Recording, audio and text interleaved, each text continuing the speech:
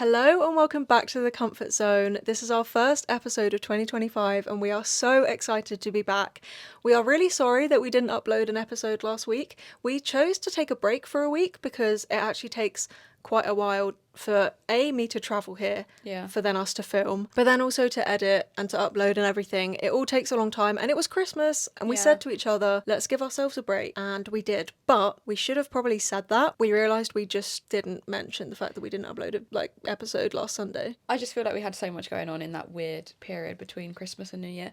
Do you know what it's called? I've heard it's called Twixmas.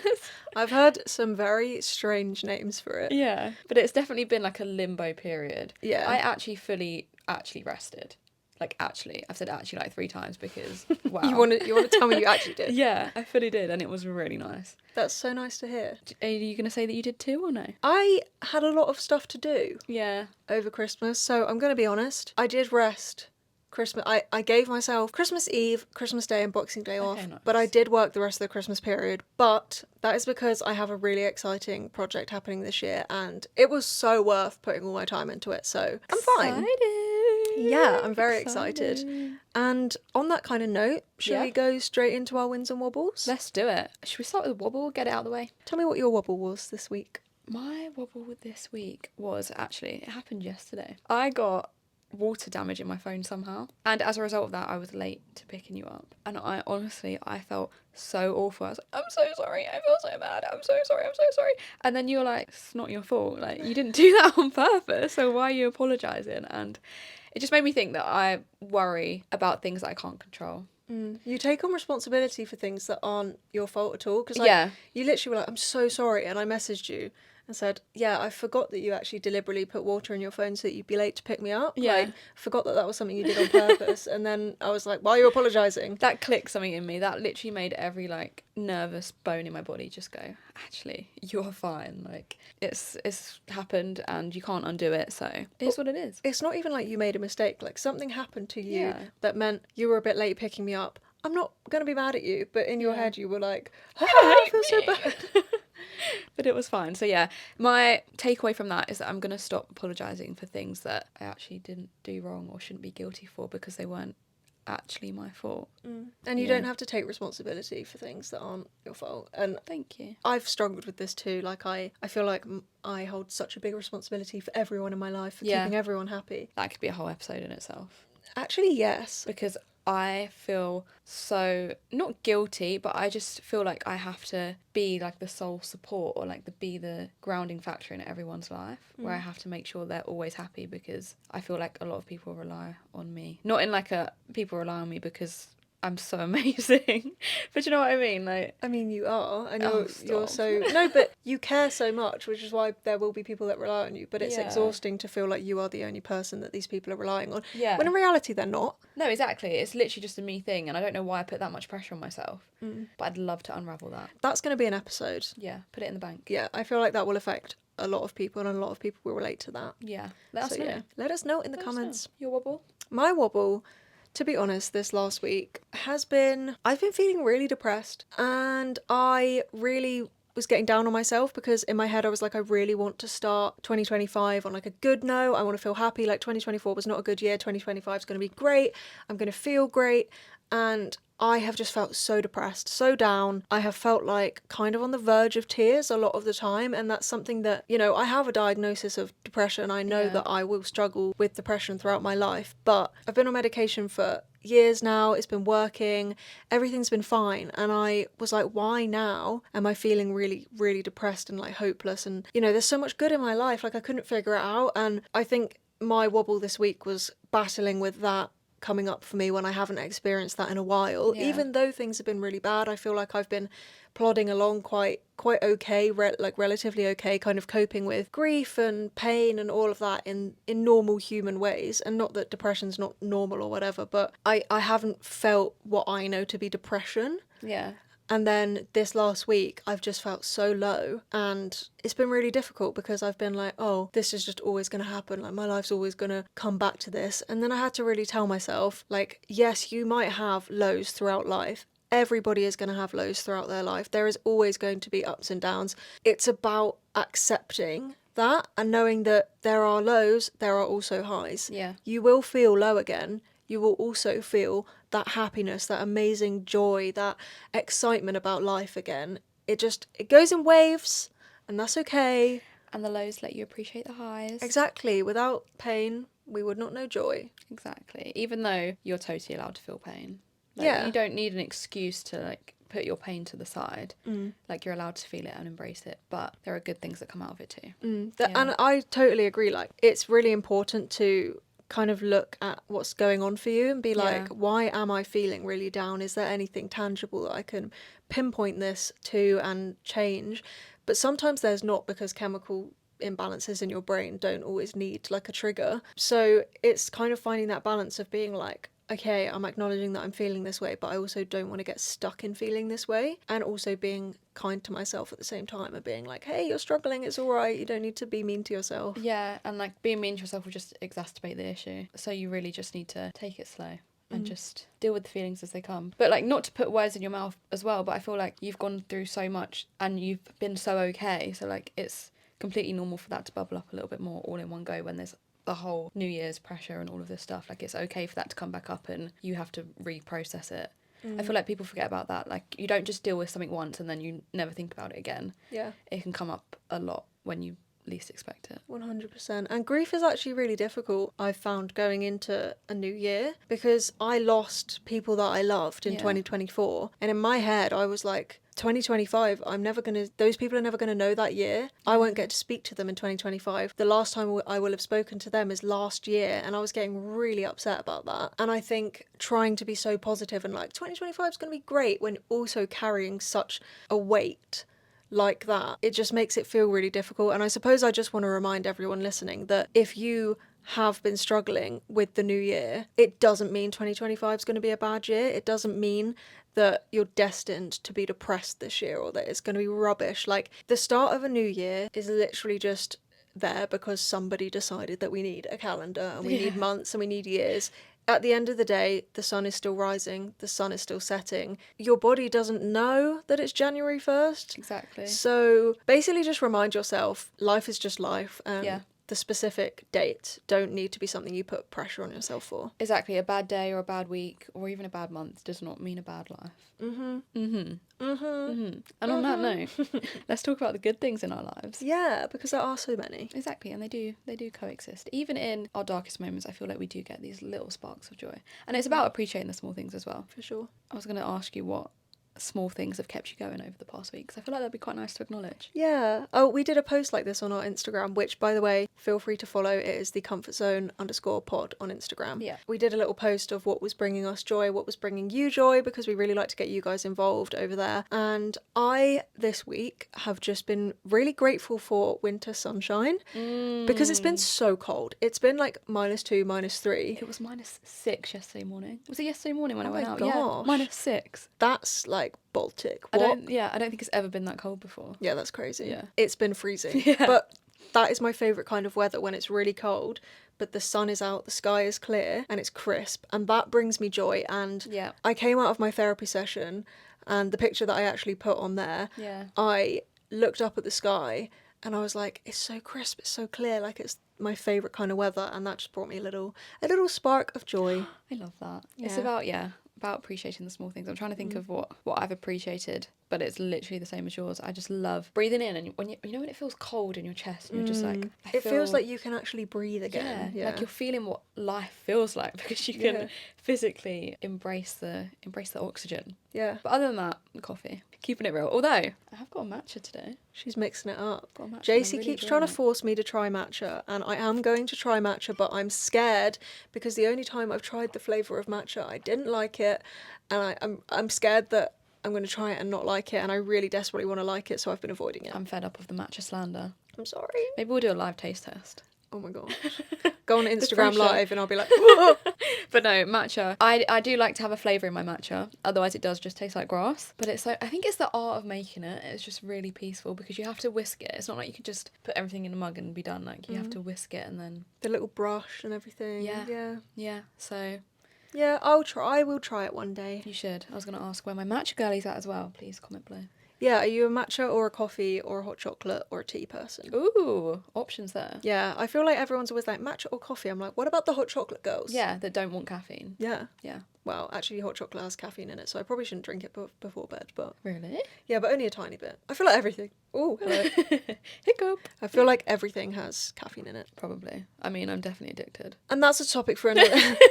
JC breaking her caffeine addiction challenge. I think I would actually suffer. Like, my headaches would be unbearable. Yeah, you can get withdrawals. Yeah, it's like a drug. Caffeine is a drug. Anyway, What win. has been your win this week, JC? My win of the week is I have committed to my, I'm going to call it an intention for the new year. It's not a resolution and we're not being strict on ourselves, but I've started journaling. Clap, clap, clap, clap. Yay.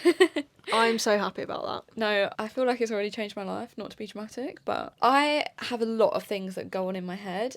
And I just keep repeating them over and over and over and over. So like when I go throughout the day, I'll be saying a million and one things in my head because I'm so scared of forgetting them. But now I can just write them down and then I don't think about them. And then my head has like space to actually think. Yeah. And it's wild. And it's like having a space to put anything down as well. Yeah. Not having the limits on it of like, this is my page or this is my book for my to-do lists. This is my journal where I get my feelings out. You can just put a little heading and write whatever you want to write in there. Exactly. I do actually mainly use it just to dump literally anything. But I always thought journaling had to be like a diary, like you had to talk a lot about your emotions. But I haven't really done that because I feel like I don't know, I'm not at that level of like processing emotions fully and writing them down because I feel like I'm going to have to confront a lot of things. But I just use it to just dump anything that comes into my head. Like if it's to-do list, if it's ideas, if it's words, I don't know. It just goes in the book and I close it. And I don't worry about it looking good either. Yeah, that's the biggest thing, I think. Like, don't journal like someone's going to be reading it or like you're going to be posting about it. Journal for you. Yeah. We will do a whole episode on journaling soon. We've had a lot of requests for that, actually. Yeah, pro versus beginner. I wouldn't say I'm a pro. I'd say you're a pro. I'd say, I've been journaling for a while. But I'm not like dedicated to it to the point where I do it every day because I find that if I think I have to do it every day, I don't enjoy it. Whereas if I can use it when I need it, which ends up being very often, it's better. But that's a tip that you've learnt from doing it for so long. Yeah. Should we do a mini-sode on journaling soon? Yeah. Yeah. I'm excited for that. Perfect. Your win. My win this week, well, it was actually last night. Yeah. While you were having your wobble, I was having my win. The contrast. Yeah, so basically, drama. Today, the day that you're watching this episode, train strikes all over the UK.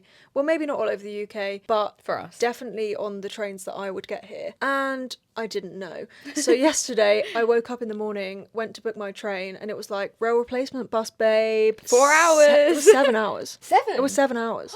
And I was thinking, JC, I love you and I love the pod, but I don't think I can sit on a bus for 7.5 hours. That's ridiculous. So I already had plans in the day. So I was like, JC, crazy idea. What if I just come tonight? In my head, that's more anxiety provoking because I'm like traveling at night.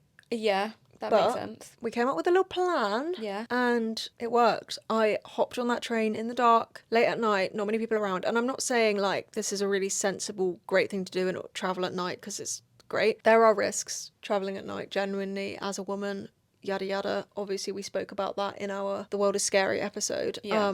But sometimes you got to do what you got to do. And I needed to. And I was anxious about it. And in the past, because of my anxieties around public transport, I would only have ever done it in the day. But I did it and it was dark and it was cold and I was actually totally fine. I did make a man jump though because when JC was a bit late to pick me up, I was sat in the waiting room at this train station and I sat in there still for so long that the light just went off and this guy just walked in and just opened the door and the light obviously came on because he opened the door and he was like, oh, because I just sat there staring at him in the dark. I must have looked like a right little goblin. I vision in my head right now. Yeah, it was really something. But moral of the story, that was an anxiety I had. I even had headphones on the Lizzie line.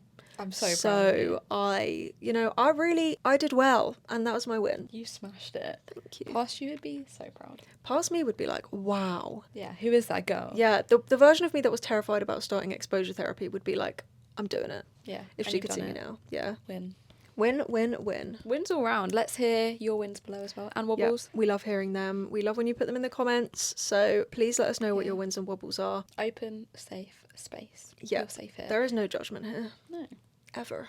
And on that note. On that note, let's get into the topic of today's episode. We are talking about glow up culture. Yeah. It's a big topic. I think so many things fall under this term glow up. Mm. So maybe it's important to define what glow up actually means. So glow up, in the terms that we're talking about for this episode, we're talking about the culture online, which is like, you need to glow up. You need to improve your life, improve yourself, improve your appearance. You always need to be glowing up. Because the version of you right now is never good enough. There's always a way that you could look that would be better than how you look now. There's a way you could make yourself prettier, more attractive, I don't know, smaller a lot of the time. Yeah. The conversation around glow up online is an awful lot around bodies, weight, skin, and also productivity, I'd say. Like the whole idea of a life glow up. A lot of the time is people being like, I want to start running. I want to start keeping my house spick and span. Like it's all about productivity, and a lot of the time it's just putting pressure on ourselves in a way that is really unachievable. And just generally makes you feel like poo. Yeah, agree. Yeah. I think glow up culture is the whole reason that we feel like our value is so attached to our looks. In comments all the time, it's like, you've had such a glow up. People come back after, say, like a week, a month, a year of not posting, and everyone's like, oh, you're a whole new person. You have glowed up. And that just leads to us thinking that the version of us before wasn't good enough. Yeah. And that she did not deserve anything in her life because she didn't live up to society's expectations. I feel like the whole glow up, like saying someone's had a glow up is so backhanded, because you are literally saying, oh, I used to be really ugly before, but now you look really good. Like, how is that nice? How is that a good thing? Telling someone they've had a glow up is not a compliment, but it also is exactly what you're saying, that kind of like, oh, you've had a glow up, so like now I think that you're more what society views as attractive. Now I think that you're more conventionally attractive. And that's a whole thing as well, conventional attractiveness. Like, who is deciding what conventional attractiveness is? Being conventionally attractive, for anyone that's not familiar with that term, I mean, it just means looking the way that is popularly viewed as attractive. So yeah, I was going to say an easy way to think of it is just like what's put on magazines or what celebrities look like. it's the idea that someone's beautiful because their face is kind of perfect and fits all of the idea of what is the perfect way to look. Whereas if you're calling someone unconventionally beautiful, they might have, like, I don't know, a slightly bigger nose than what would usually be seen on a magazine cover, and people would be like, she's so unconventionally beautiful, and it's like, so she doesn't fit the exact standards, but you're still viewing that person as beautiful. Like, who is deciding what is beautiful and what is ugly? It gets me so frustrated. It really does, because what does it mean? Like, what does it mean? We're all so unique. So you're saying for someone to be attractive, we all have to look identical to each other. Like, what's the point? Yeah. Conventional attractiveness annoys me so much because it makes everyone feel like they need to force themselves into this little mould. Yeah. And it's the reason that people get surgeries and lip fillers and nose jobs and wear makeup every day and feel like they have to get their abs snatched and their bum massive. Like, conventional attractiveness is so false because it changes all the time anyway. I was literally going to say that. So it's literally just people chasing what is currently viewed as the most socially acceptable body type or way to look. And I just, when you think about it, it's just like, who's decided that, and who's decided that you are going to live your life chasing something that if you hadn't been told was beautiful, you might not view as beautiful or ugly or whatever. Yeah, like the amount of people that have got lip fillers or Botox or whatever that are now dissolving it because the ideals have changed, but you're putting your body through so much damage. Like, you're literally sticking needles in your face. Yeah, and bear in mind, we don't know the dangers of lip filler and stuff like that. It's not been going on probably long enough for there to be studies about what the chemicals in that do. Is it really worth risking your health to have lips that you think meet the conventional standards? Like, the whole idea of the word ugly is so wild to me. What defines ugly in the same way as what defines pretty? Like, we are just people. Yeah. We're gonna look different. We're gonna have different qualities. We're literally not made to look the same. So why do we put people in these categories? And who's made us think that certain things are ugly? Like, I saw this girl on TikTok recently who had a bigger nose than the average person, and it had like a bump in it, sort of thing. And it really suited her face. Like, I'm not being funny, it looked really nice. Yeah. The comments were like, oh my god, your nose, get a nose job, all of that kind of stuff. And I'm like, who's decided that the way someone's bone structure in their nose was formed, like the way they were born, who has decided that that's not okay? Yeah. Like, they've not done anything to change their nose, they've just been born like that. It's a functioning nose, it does what it needs to do. but you are saying that you think it's ugly. Like, I cannot understand what it even means. Like, the word ugly just frustrates me so much, but it also has ruined so many people's lives because we're all chasing this idea of beautiful, which is made up. It's subjective. I mean, who has the place to comment on someone else's appearance as well? Just because you don't like it doesn't mean that they didn't love their nose to start with and now they're going to get this insecurity because everyone's attacking them. TikTok is just wild. TikTok, no one holds back. People are just so mean. Yep. So who gives them the place to comment on someone's appearance and make them feel like crap when there's no definition? Like, Yeah. it's not. It's all something that's subjective. bad. It's Yeah. like the person listening to this right now might have looked at someone and thought they look ugly. I might think they look beautiful. Exactly. Don't live your life based off something that is so subjective. Also, talking of TikTok, literally the most backhanded place ever. The comments that you get when you're a creator on there, it's so back. This whole, oh, she's got eyebrow blindness and I'm telling you because I'm a girl's girl. No, you're not. You are not a girl's girl. You want to be mean about someone else's facial feature. You want to be mean about something that someone else is doing that they like because you think that you have the right to tell them what is the right way to do it. I get comments all the time. Girl, you got brow blindness. I have long brow hairs. I put a bit of gel in them so that they stay in place. Yeah. Like, I don't give a flying... I'm trying not to swear, guys. What you think about my eyebrows, like, I do them in a way that I like, that I know how to do. I feel confident in that. You're not a girl's girl by going and insulting someone under the guise of trying to help them. I don't want your help. I can do what I want. Exactly. All that matters is your own opinion. If you're constantly living to how people are commenting on you, like if you read those TikTok comments and then you changed the whole way you lived your life, like what? Well, you're not going to be you anymore because that's how Exactly. you like your eyebrows. That's how you want to do your makeup. That's how you want to do your hair. That's what makes everyone so unique. Also, I'm getting get angry. The point as well, I started doing my eyebrows in the way that I do them when the massive feathered brows Yeah. were like really popular, really in. Obviously now people are moving to a more thin sort of brow, but if I base the way I do my eyebrows off what everyone's saying, I'm gonna have to learn a new way to do my eyebrows that might not even suit my face shape. I'd have to every year. shave them off. Yeah, because that was a thing. Yeah. Shave it, like, I wouldn't even have eyebrows right now because I probably would have literally shaved them off or bleached them or whatever. Like, I do my eyebrows the way I like to do my eyebrows. I do not have to fit your trend and I do not have to look the way that you think is currently popular, and I don't want to be told that I have eyebrow blindness because I don't. I do my eyebrows the way I like my eyebrows. I can see, I have eyes. Yeah, there have been times where I've posted videos and they've looked a little bit wild because I haven't like brushed them or whatever. That's just you existing. I don't care about your trend. Like, Yeah. I can just do my eyebrows the way I want to do my eyebrows. Anyway, I've been talking about eyebrows for so long now. But yeah. On the note of backhanded compliments, I'm going to hit you with a word and I really want to hear your first reaction. Flattering. Okay. Flattering. Can we talk about your reel? Yeah, so my whole life, I have seen the word flattering as literally meaning that suits you because it hides your body, or that looks really good on you because it makes you look smaller and hides your flaws, let's say. Every time someone says that's flattering, that's all I hear. All I hear is, you have now covered up this part of your body that I didn't like.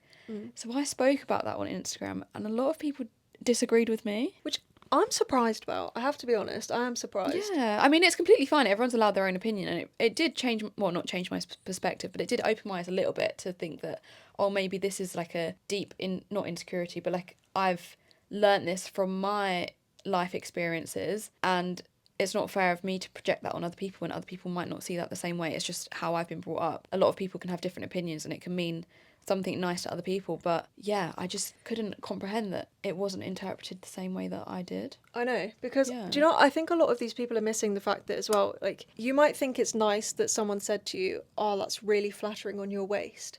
If you unpick that comment, that is flattering on your waist likely means your waist looks smaller in that, which then means smaller waist is better, or your waist looks big when you're not wearing that one thing.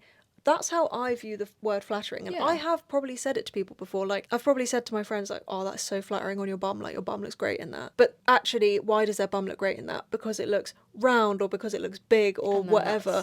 That is, again, just a societal standard. The word flattering literally means what you are wearing or doing right now is making you more conventionally beautiful. How can it not mean that? You feel like you're less worthy or less deserving or less pretty when you're not wearing stuff like that. So then that goes into the whole thing about dressing for your body type and dressing for all of this stuff. Like, why can't you just wear what makes you happy? Yeah. Like, why can't you just wear what you feel comfy in and just exist? Wear what you want to wear. Like, Yeah. you are not a commodity to be put on show to people all the time. You don't Yeah. have to be making yourself look presentable and in a way that's going to be pleasing to everyone else. Like, if you want to wear stuff that you want to wear, you're allowed to wear it. Exactly. I feel like we're so passionate about this. Yeah, and I think it's because we also see the influencer side of it and we see the content creator side and people putting out these messages that are actually really damaging. Like how to get smaller abs, how to get maybe not smaller abs. I feel like is the point bigger abs, smaller waist? I don't know. But Don't know, again, don't care.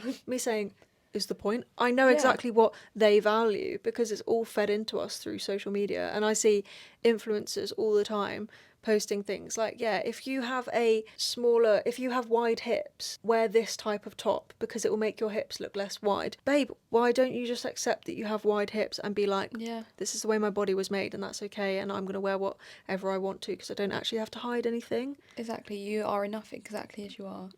I feel like that brings us full circle into glow up culture because all the glow up TikToks I've seen are all about getting smaller, eating less, yada yada. I feel like I just copied you there. But every time someone says something, I like embody it. Yeah. Like I pick up on so many people's like small traits and actions and words. I just had to verbalize that because I was just like, wow, I just literally copied you. But yeah, that's what glow up culture is kind of tied to. It's always tied to your appearance and it's always tied to your body. And we need to combat that. I don't know how we're going to do it, but we need to combat that. I think we just need to let go of the comparison to our past self. Yeah. I think we just need to let go of the value of appearance altogether. We've put way too much value on it and this constant, oh, she's had a glow up. Okay, so you think she looks better now than she did before, aka you think she looked ugly back then. Why did I go northern? She looked ugly. She looked ugly back then. And then anyone that looks like the version before, as in the version before you're saying so and so glowed up, is going to feel self-conscious and they're going to feel like they have to change. And that's the thing about social media, all of it is there for everyone to see. So me a year ago is online, me 2 years ago is online. If I'm disrespecting her or if other people are disrespecting her, like everyone can see that. And even, I don't know, I'm trying to think back to when I was like 15, 16, I looked very different to how I look now. And the amount, like the way that girl was treated actually does upset me because I feel like no one valued her as a person because she didn't look conventionally attractive. I'm not saying I do now, I'm not saying I don't. I just exist now. That is what it is. But the way she was treated, it just breaks my heart. When you say the way she was treated, like, do you feel like you were treated differently back then to now? In what way? Okay, I haven't really spoke about this much online because I don't like focusing on my body and body image and my past self because I don't know, it just makes me feel a little bit uncomfortable. It really does. But you guys are in for a little heart to heart here. So I was really overweight as a teenager, probably from about like 10 to when I started struggling with food. I only remember being overweight, and at that time I was in public situations. Obviously I was in school, I was in friendship groups, I was navigating the whole period of your life where you're growing up and you're going through body changes, you're going through mental changes, you're going through friend changes, and it was a really difficult time for me. And looking back, I do notice that people looked at me different to my friends because I was the biggest one in the group, and people would treat me like my opinion didn't matter as much as everyone else because I was not the outcast of the group, but like I wasn't respected. Like, say we're all sat there and we're suggesting ideas of things to do, mine would be put to the side, and I feel like that was because of my appearance. That's just terrible. Like, it's honestly, I've heard a lot of people say that when they were overweight, they were treated worse or ignored, or they didn't, like, there is literal discriminations in, like, people hire less overweight people. That is awful. I don't care about the statistics around being overweight or whatever. Nobody deserves to be treated like they are less than because of their weight. And there are so many comments that are like, yeah, but obesity and being overweight is actually bad for you. Okay, cool. That might be the case. That does not mean that you have the right to talk down to that person or treat that person badly. First of all, some people's body type, genuinely, you can be naturally overweight. Also, for some people it's because of health conditions or medication or whatever. And also, there are some people who might be on a weight loss journey. Are you going to respect them when they get to a lower weight because they're still going to be the same person inside? Exactly. It's actually terrible that there is this bias in society. I feel that, yeah. It just makes me sad because I think the exact same way as I thought back then. I act very similarly. Yeah, I've grown as a person, but that does not take away the fact that I am the same girl that I was, and she did not deserve to be treated any different because of the way she looked. Like, Yeah, it doesn't make sense. It makes me really sad. And the worst bit is as well is when people talk about glow ups, so often it's you lost weight, you glowed up. Can we just stop putting the words good and bad on body types and weight, because they at the end of the day do not actually mean anything, and other people's bodies are none of your business. I think social media, people just take it upon themselves to comment on people's bodies all the time, and it's like, It's unwanted. you don't need to. People's bodies can be going through so many different things for so many different reasons. Stress can make people lose weight, stress can make people gain weight, medications can make people lose weight or gain weight. It can change for so many reasons. Yeah. It's literally just the amount of gravity that's pulling you to the earth. I feel like I like thinking of it like that. Like, what moral value does it hold? It just means nothing. Like, it literally means nothing. And it's wild that we put so much on a number. Yeah.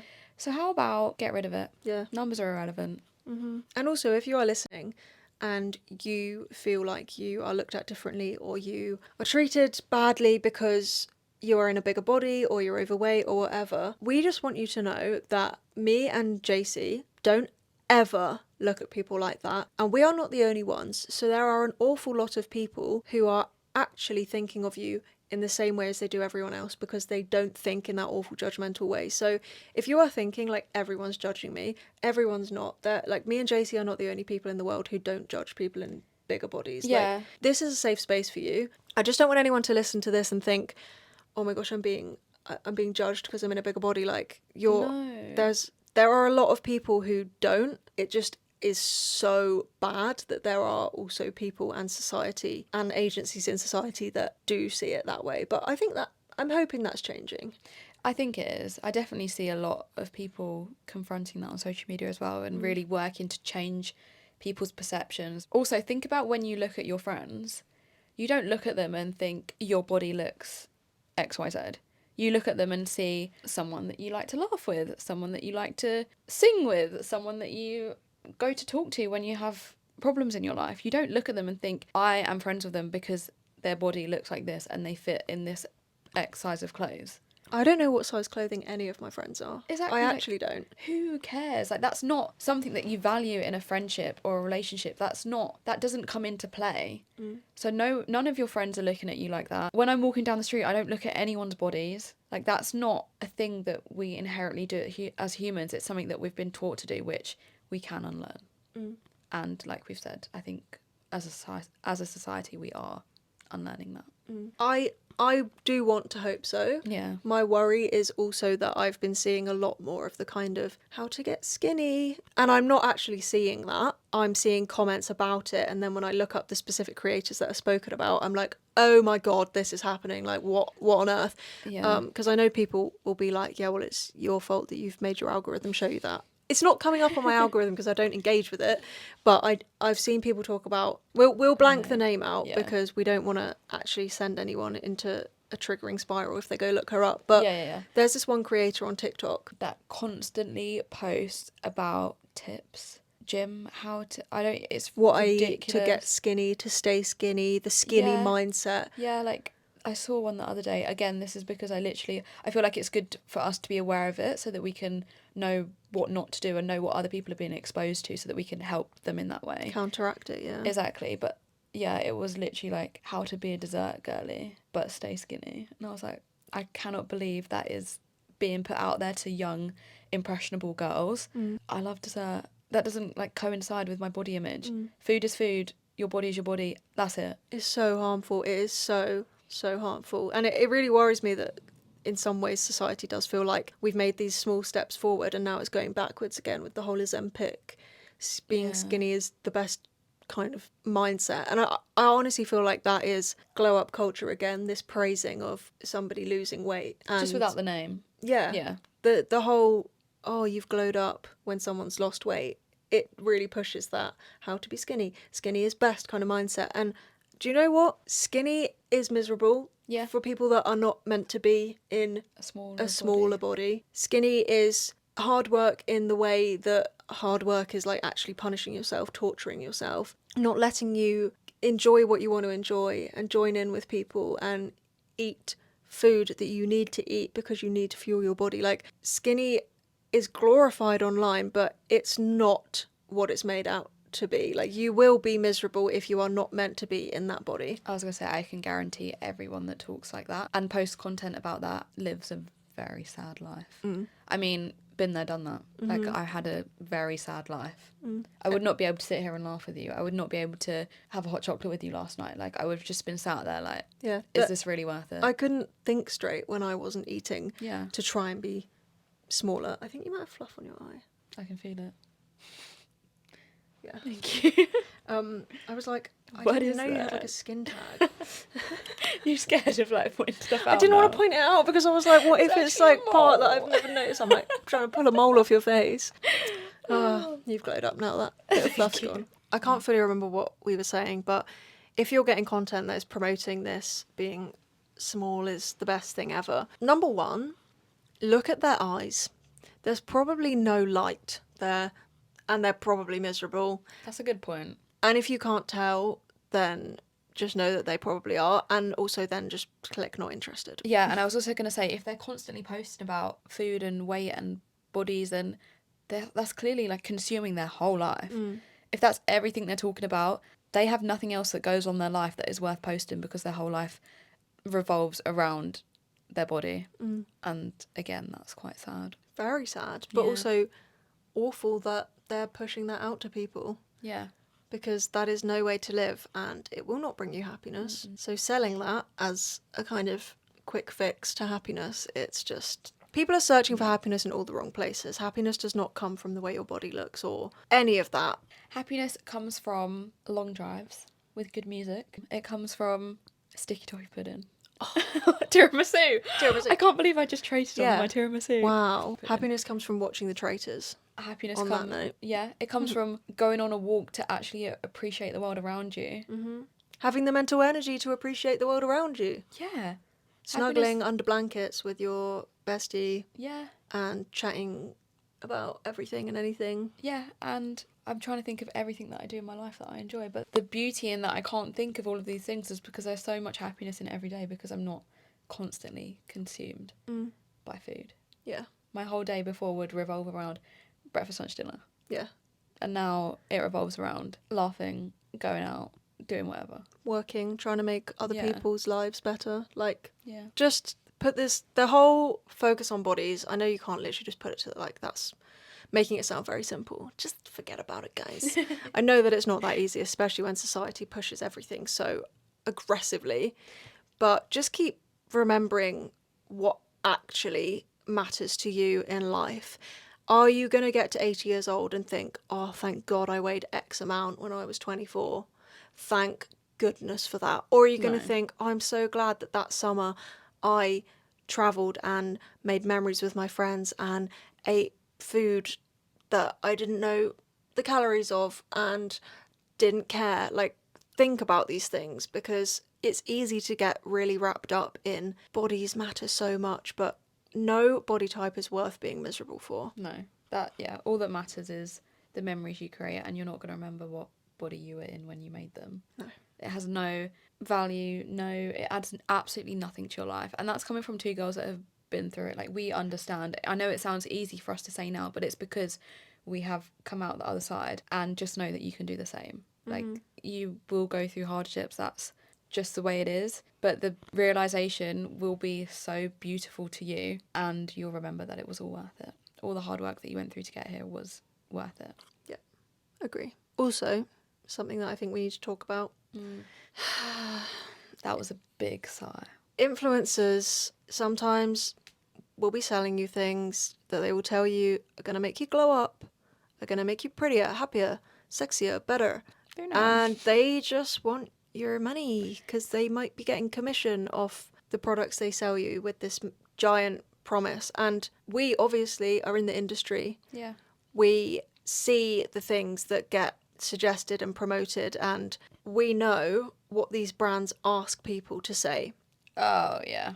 Now, me and JC, I know this is going to sound really like, we're the only real ones. We're not. There are a lot of people, and I have a lot of friends who are influencers that I actually do trust, and I know they wouldn't take things. But there are also influencers who will literally get given a brief. They'll have never used the product in their life, never Yeah. plan on it, and they'll be like, guys, this cleared my skin up. They haven't touched it. Like, it didn't clear your skin up. Do you remember seeing that prank someone did where they made a fake brand and tried to make an influencer post about a moisturizer? No, but I really And she wanna was watch posting this. about it like, oh my gosh, it's like changed my life. I actually can't She remember. actually did it. She made this whole ad, and then the people that made this fake brand were like, yeah, she'd never used that. She basically like, guys, Influencers are lying to you. there are a lot of influencers that will lie, and you just need to be aware that you don't need to be buying a million bajillion and one products to fix yourself, to fix your life, to get clear skin, to grow your hair. Like,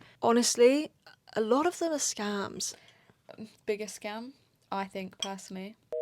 Oh, sorry.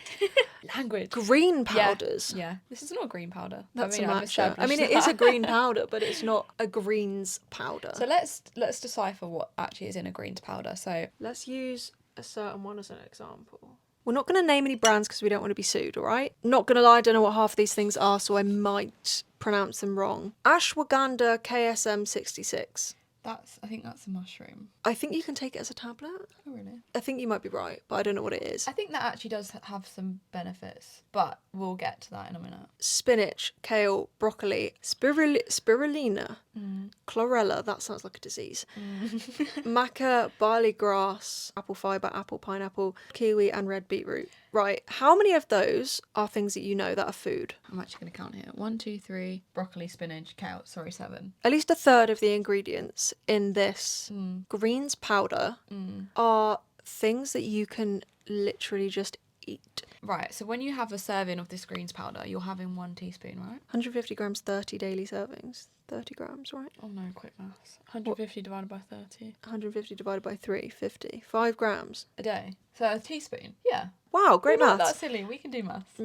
Bold claim. Yeah, okay, so a teaspoon. So you're telling me that, this is not getting technical, but say you're meant to have your 5 a day. In your 5 a day, you are meant to have a good amount of those fruit and vegetables, right? In 1 teaspoon of a powder, it's impossible to get enough nutrients and enough benefits from 7 different foods. Yeah. How are this much kiwi, apple, broccoli, kale, whatever, going to fit into 5 grams of a powder? It literally says nutrient-dense, real greens, fibre-rich foods and plants. Yeah, fibre-rich foods if you eat the foods. Yeah, why can you Like- not just eat them? Why do you have to take them in a powder? A teaspoon of crumbs of them is not going to do anything, but people are literally promoting this as if it's like life-changing. Having tried a couple greens powders, the one that we're specifically talking about, I'm not sure if I ever put a story up about it, but, I have. well, I thought it tasted nice to start with, Me right? too. Once I think maybe I was on my second day of it, and I was like, oh my god. This actually tastes like rubbish. Yeah, and then I obviously never would have posted about it again. I can't remember if I've Yeah. posted about it, but I did a taste test, and that was my genuine reaction, because the first sip I was like, oh, I'm shocked because greens should taste awful. And the first sip was like, oh, this actually isn't that bad. But then why would I force myself to drink something that isn't that bad? when it's really not going to do. If you Yeah. want all of these vitamins and minerals, Eat food. eat fruit and vegetables, Yeah. and eat carbs and eat sugar and eat all the range of foods to give your body what it needs. But also, like, I'm sure you could get a tablet from Boots that's going to work out cheaper than however many teaspoons you get in this really expensive pouch of greens. Yeah. Honestly, you are being ripped off, and they're selling it to you like it's going to fix your gut, make you not bloated, make your skin completely clear. Like, I'm sorry, but I just don't believe that a crumb of broccoli and 20 other crumbs of ingredients are going to change your yeah. life. They're not. No, and I think it's about buying into an aesthetic as well. Like, people think, like, if you've got your greens powder, you're such a cool, clean girl, when you're really just throwing away so much of your money to fit this lifestyle that doesn't actually give you any benefit. Like, you're literally...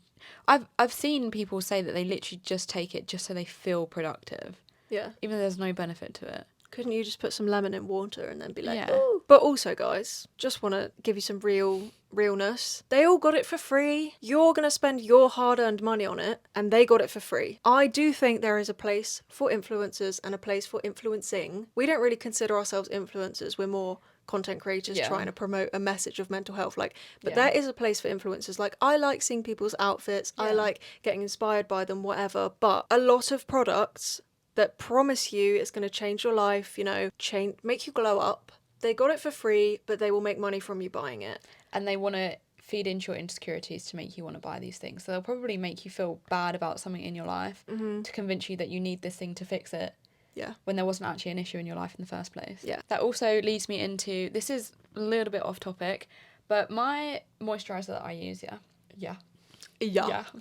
My moisturiser that I use is a massive tub of Nivea. I think it's called the soft cream. It's like a 500-gram tub. I think it costs £8, maybe like £6 when I get it on sale. And this lasts me quite a while, yeah.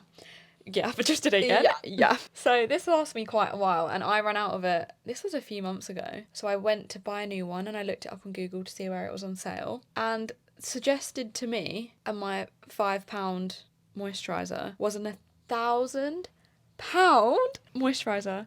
Can sorry, we're going to get some facts in here again, because I want to get up the actual cream and compare the size of it. What am I looking up? So it's called La Mer, Lamer. I don't know what the actual name of it is. La Mer cream. Yeah. £2,160. Yes. How many grams is that? 500 ml. It better be liquid bloody gold, mate. Yeah. What? There is no way you're telling me that does anything better for my skin than even a £50 moisturiser. I've never spent that much on a moisturiser, but there's no way that is doing anything for you. I'm sorry. It literally says targeting fine lines and wrinkles, redness and dehydration. Yeah. If I'm paying £2,160, you better give me a whole new face. Yeah. That's I know. That's insane. Sorry, I've just yelled down the microphone quite a lot. But that's how shocking it is. They will feed into people's insecurities by saying, you have fine lines, we have this that's going to fix it. There's no way it costs that much to make. The profit margins on that, honestly, every time they make a sale, they must be making £2,000. It makes me feel sick. Do you know what is crazy as well? When I read this and it's if you use this every day, what does it say? If you use this every day, your skin will appear more uplifted, firmer and smoother. Do you know what's made my skin look firmer, more uplifted, better, whatever? Weight gain. Yeah. When I started eating properly and I gained weight, my face filled out, and that is when I glowed up. That's when I started actually glowing from the inside out, because I was giving my body what it needed. Yeah. I'm obviously not against skincare. We had this conversation last night because JC could literally put a dirty rag on her face and she wouldn't break out. I blink the wrong way and I get cystic acne. So I obviously am very pro skincare. I have my skincare routine that I love. I have the products that I use that I love, and I would happily promote those brands because I know that they do good. But it's just very interesting to me because I feel like less is more in terms of skincare, but obviously this is so personal. I do not have the place to comment on skincare for people that have acne. Why would I do that when I haven't been through that myself? But if I'm being promoted 10-step skincare routines on TikTok and I don't have the skin that those products are designed for, I'm going to buy all this stuff and probably make my skin worse and probably get reactions and become reliable on these products that I don't need. For what? Just and for then you have to buy a product to undo what you've done with the other product. Yeah. And all of them make such a big promise when actually a lot of skin issues can be solved from the inside out. And I'm not a scientist, so I don't know all the gut health stuff. I've never really looked into the gut health route because it's quite a restrictive route from what I've seen. But when you fuel your body, when you hydrate your body, when you get sunlight and vitamin D from the sun, or you take vitamin D tablets like I do, I am meant to take vitamin D tablets. I don't go outside. I don't go outside enough. That's when your body will be happy and healthy. I obviously do have a skincare routine and I do notice a difference from it. It's not a 20-step skincare routine. It's literally a very minimal skincare routine. And the rest, the biggest change that I've seen in the colour of my skin, in the glowiness of my face, has come from eating and fueling my body properly. Yeah. And I could have spent £2,100 on a pot of cream, or I could just do my human needs and do my human needs. Terrible English. Fulfill my needs. Yeah. And get the same result, probably. Exactly. You also have to trust your body. Your body, again, I don't have a place to comment on actual like skin conditions and acne and all of this stuff. That's very different. But your body knows how to heal itself in some ways, and your body is made to do all of these things for you. Like your body produces collagen naturally. Your body does all of this stuff. Like this is probably backed by science, to be fair. But even like taking collagen, does that work? I saw someone the other day say taking collagen's a load of bull. Because if your body is we're going to look up the facts because I don't want to sound really silly right now, but if your body is producing collagen, if you're eating collagen and your body's digesting it, how is it going to put it back out to your skin? Because it's breaking it down in your stomach. Like, I just don't get it. There's got to be some science behind it. Yeah. I say as I read this, which says the effectiveness of collagen supplements is uncertain. There's no evidence that they work better than eating a healthy diet. Yeah. But you will be sold a lot of expensive products that sell you collagen. They sell you a dream, darling, and the dream is not real. Just as long as you're eating your fruit and veg, I'm sure you'll be fine. Eating your fruit and veg, but also eating carbs and sugar. And I'm trying to think, like, why does my brain seem to think that it's only carbs and sugar that exist? No, I was going to say, do you know what actually changed a lot? Fat. Eating fat. And that was so scary to me at one point. But honestly, the way that, like, my food noise and brain just quietened down when I started buying full-fat yogurt, buying peanut butter and actually eating peanut butter, like tastes avocado. So much better as well. Full-fat stuff tastes so much better. Everyone says that it's so bad for you and you should find the lowest calorie option. Honestly, those lowest calorie options have been processed so much, probably full of things that are quite bad for you. This is not making any food have any moral value, but we're just like talking about the actual like, facts here. Fat is so good for you.